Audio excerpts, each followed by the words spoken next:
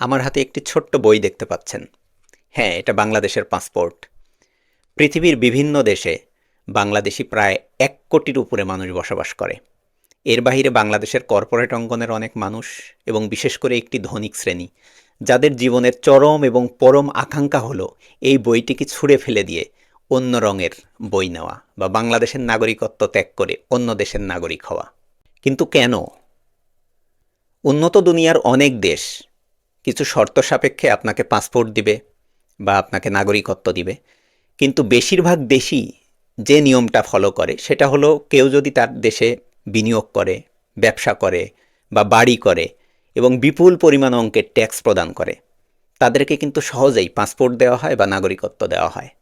আর অন্য দেশের পাসপোর্ট বা নাগরিকত্ব গ্রহণ করবেই না বা কেন? আমরা কি মানুষের নিরাপত্তা দিতে পেরেছি? আমাদেরকে গুলি করার আগ পর্যন্ত কোনো কিছু আমাদের গায়ে লাগে না। যতক্ষণ না পর্যন্ত বুকে বা মাথায় গুলি চলবে ততক্ষণ পর্যন্ত আমরা কোনো স্ট্রাগল মনে করি না, এবং এক্সট্রা কোনো সিকিউরিটি লাগবে না।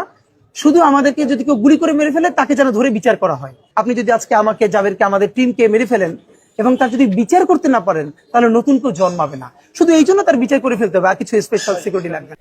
দিনের আলোতে ওসমান হাদি ভাইকে শুট করে সন্ত্রাসীরা পুলিশের নাকের ডগার উপর দিয়ে চলে গেল, অথচ আমরা তাদেরকে ধরতে পারলাম না।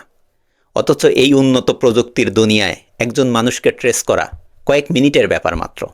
যাই হোক, আমার বলার বিষয় হলো আর কতদিন?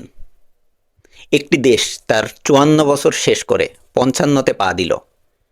বাংলাদেশের একজন নাগরিক হিসেবে বা সে দেশের একজন পাসপোর্টধারী হিসেবে আমাদের মর্যাদা কোথায় গিয়ে দাঁড়িয়েছে? আমাদের মর্যাদা বাড়াতে হলে এটা কোনো রাজনৈতিক দল বা নির্দিষ্ট গোষ্ঠীর দ্বারা সম্ভব নয়। এটা বাড়াতে হবে আমাদের প্রি প্রাইমারি স্কুলের একটি শিশু থেকে শুরু করে আমাদের একজন বয়োবৃদ্ধ মানুষ পর্যন্ত সবার কন্ট্রিবিউশনের মাধ্যমে। এখন সিদ্ধান্ত আমাদের। আমরা কি আমাদের দেশ বদলাতে চাই, নাকি চাই শুধু নিজের পাসপোর্টের রং পরিবর্তন?